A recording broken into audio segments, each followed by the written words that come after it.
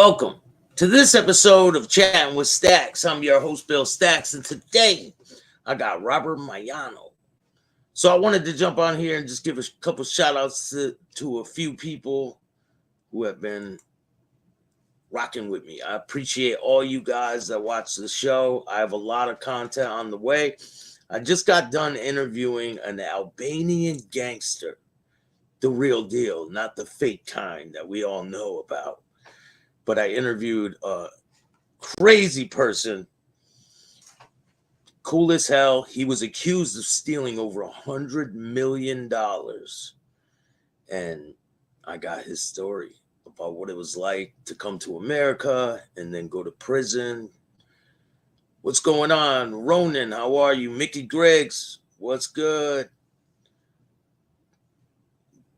Bodagel, what's good? Jedi, Gray Jedi, Pasquale Pontiac, how are you?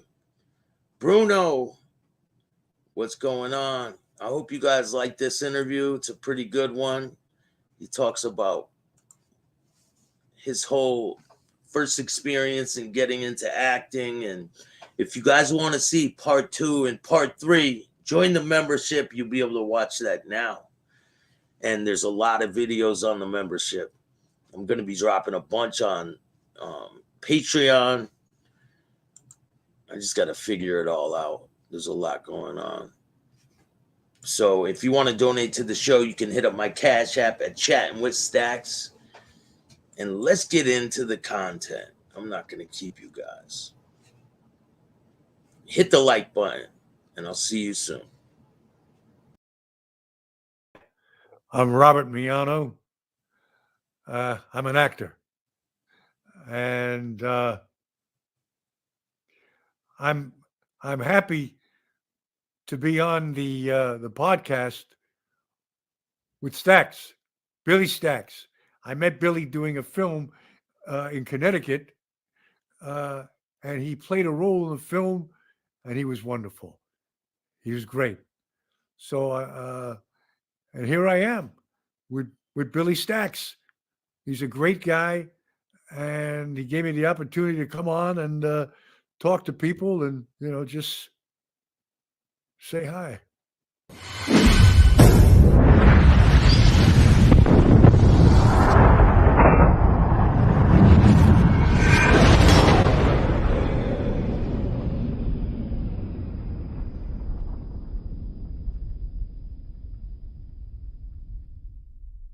Welcome to this episode of Chatting with Stacks. I'm your host, Bill Stacks, and today I got Robert Miano. Miano. Siciliano. So I've been pronouncing it wrong the whole time, huh? Well, you're just pronouncing it the way you're pronouncing it. It's me. I say Miano. A lot of people say Miano, right? Some. I think they're Japanese, though. Yeah. Yeah, probably. So before we get started, make sure you guys hit the like button, subscribe, hit the notification bell. Where were you born and raised?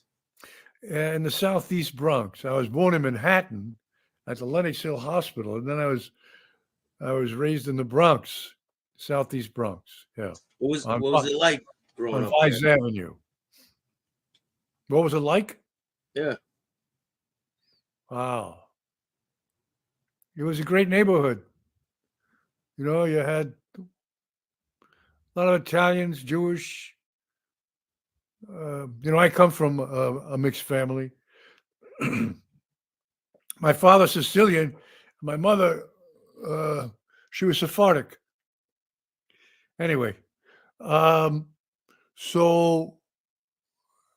we lived in this tenement building right on the corner, and we had an apartment on the fifth floor, a 3-room apartment. I used to just 3 rooms. Those steps, walk up and down those steps. I don't know how many times. 5 flights of stairs. There was no elevator to get to the apartment. Apartment 3E. Was it 3E? I think so. Or 5E. Anyway. Yep, I grew up on the streets playing stickball. Ring Alivio. Later on, I had my bike. I would ride my bike. It was uh, it was a good experience to grow up there. And So right like, around the corner from me, I'll drop a yeah. name for you, was Al Pacino. He lived like I would say a block and a half away from me, right around the corner. And I would see Al from time to time, play stickball with him, baseball, basketball. He was a couple of years older, and I saw him do his first play in junior high school. It was called Home Sweet Homicide. I think he played a detective. He couldn't be more than what, 16 years old. He was terrific. And I was a singer. I had this ability to get up in front of people and sing. I mean, I don't know where that came as a gift. And I rode that gift because when I was 15 years old, I was on the street corner with a doo-wop group, and we were singing what the hell? I don't know. I want a Sunday kind of love, one da da dee. And these people came up to us, and I was one of the lead singers of that group. And this couple came up to us and said, "Hey, listen, we like the way you sound. Would you like to cut a demo record?" We said, "Sure." So we go in the studio, we cut a demo, and the next thing we know, we're going to record two songs for this new label on MGM Records called Vanishing Angel and Kingdom of Love by the Preludes. You can still hear it today on YouTube. They play it in New York, oldies but goodies. So, like at 15 years old, I cut my first record, and from there, I just kept singing, and I became a pop singer. Were you And guys doing concerts and things like that? I did the Catskill Mountains. I would open for like guys like Red Buttons. I sang at the Concord and the Grossingers and Laurel and all the top hotels there in the Catskill Mountains. I'd go up there, drive up there, and they'd feed us, and I'd sing, and that was part of the deal. I recorded for Columbia Records, um, and I was always interested in acting. And while I was there, I would do extra work in New York. I worked with out in the out of towners with Jack Lemmon, and what was the other one with? There was another one, but I did a lot of extra work, and then I got a chance to do a film. They were doing an open call for the film Death Wish with Charlie Bronson, and we were up there at the Gulf and Western building, and we're sitting around waiting. Everybody's waiting to go in, and we hear somebody screaming in the next room, "Help! Help!" And we see this guy running out of one room into another room. It was the director, Michael Winner, and this actor was chasing him with a knife. So I guess true story, true story. So two or three of us got up. We ran in. We took the knife away from the guy. I guess he was trying to intimidate Michael, scare him. We took the knife away, chased the guy, and then Michael came out from under the desk, and he gave us all roles in Death Wish. So that was Because you saved them, right? Huh? Because you saved them. We saved his ass. Yeah, that was funny. Um, and I would bang around, still singing, and then when I was around 26, I got a gig in Canada doing this musical, at Stratford, and it was a huge, huge theater, like 2,000 seat theater, and I had a chance to do this solo number. And I came back to New York, and I said to my family, I want to travel around the world. They looked at me like, Robert, what do you mean travel around the world? I said, yeah, I'm gonna go fly to Europe, and I'm gonna travel around the world. And I had a guitar, and I taught myself about, how to play the guitar, how to, strum it, and I knew some chords, and I knew a lot of songs. I could sing in Italian, I could sing in Spanish, and Hebrew. Um, Wow. so my mother and father, they were like taken back. What are you talking about? You don't know anybody in Europe. Where are you going? She says, Robert, you've taken too many trips. You know what I mean. Too many Are trips. you making enough money to support yourself at this time? Listen, I got $200 in my pocket.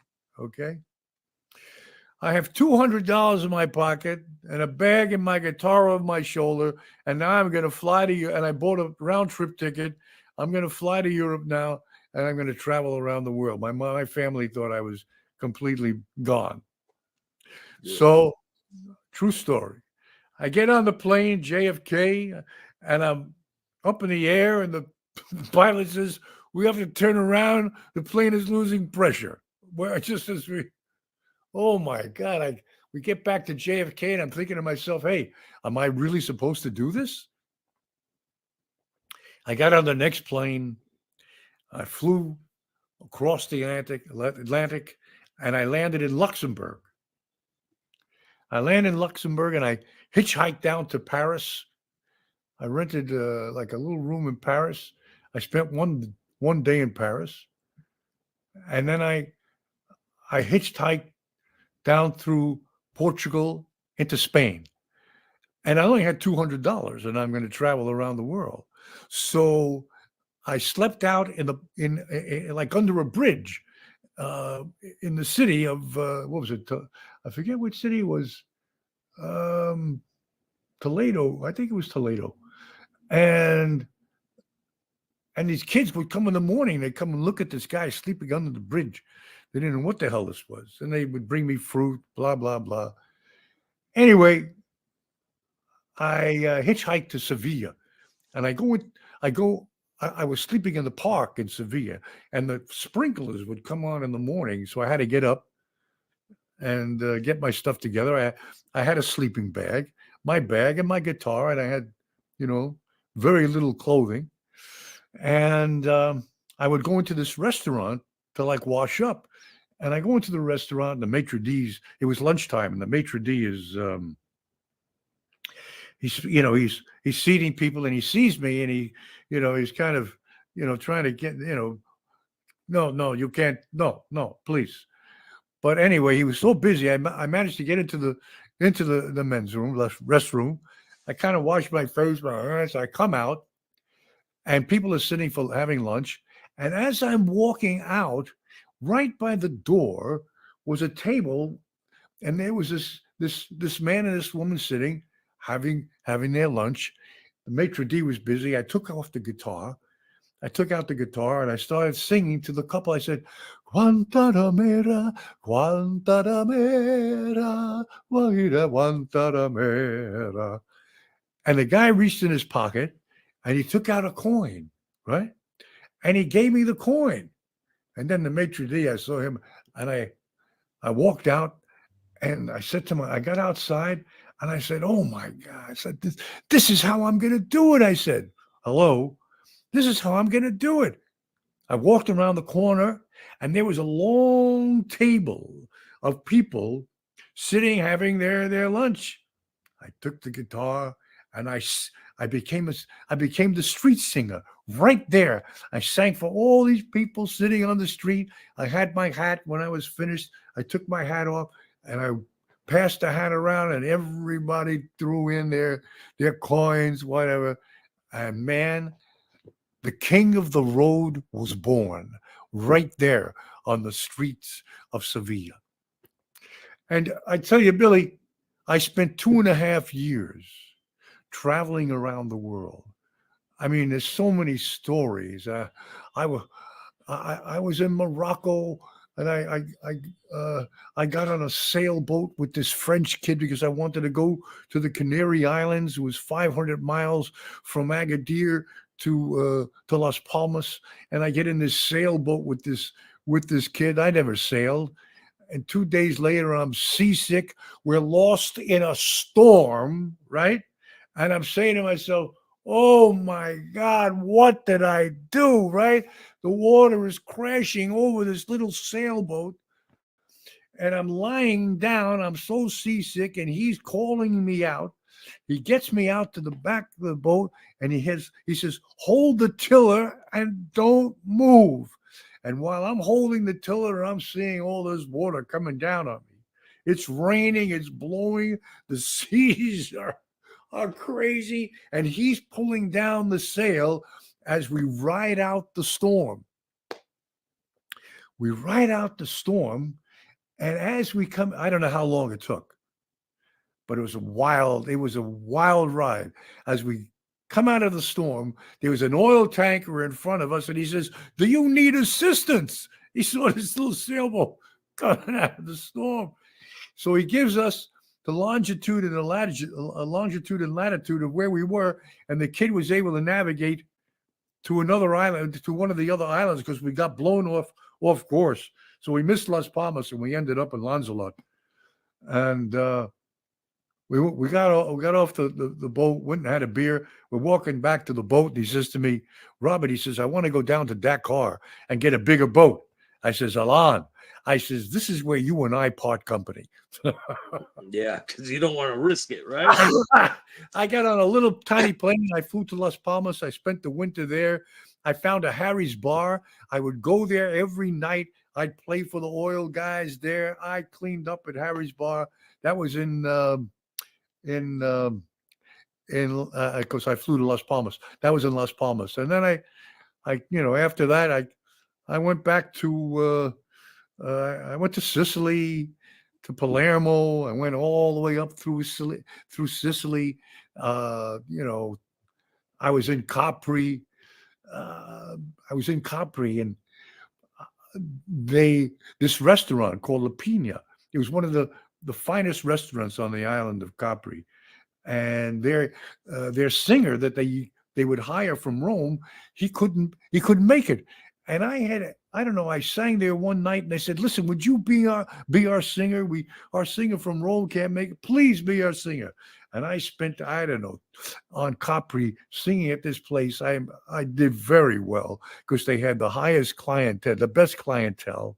And one night they get a call from one of their patrons saying, listen, we heard about the singer. We'd like to hire him to come up to Anna Capri, a villa. We're having a party. They said, sure. They send me a car. I go up there, knock on the door. The woman opens the door. She says, oh, you're the singer. I said, yes. She says, please. She says, come in. And with that, this guy rolls up in a wheelchair. She introduces him. This is my husband. It turns out it's the Duke and Duchess of Windsor. Okay. So that, I went overland from Egypt to South Africa, overland. I went through Egypt, Sudan, Ethiopia, Kenya, Uganda. Billy, it was probably, I have to say, that was probably the greatest experience, that I had in my life, as the troubadour, going from country to country. You learn that people are people. I mean, it was just extraordinary. It was such an adventure. Anyway, I get back to New York, and I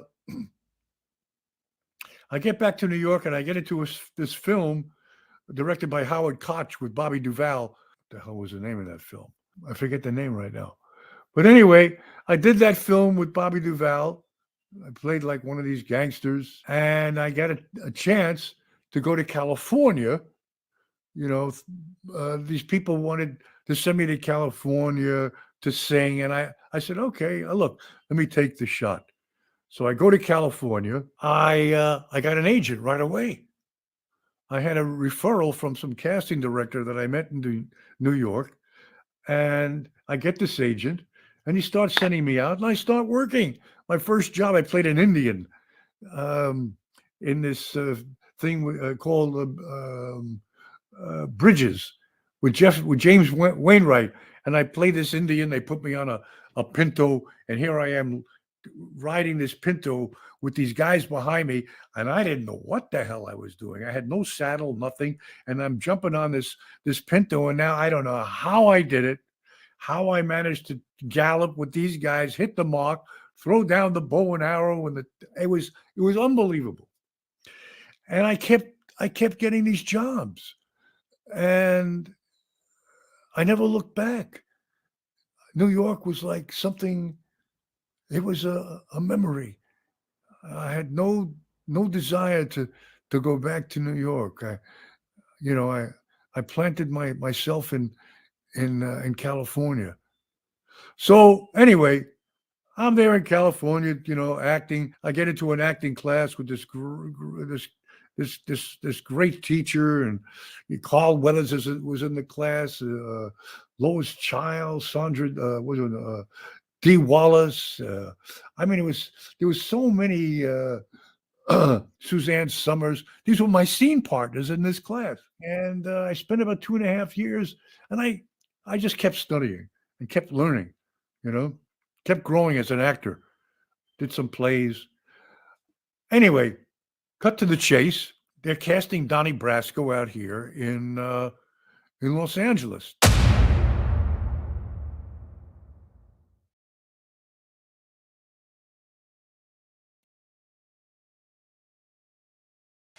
Yeah, you gotta wait for the rest. So if you want to see part 2 and part 3, join the membership and you'll be able to see it right now.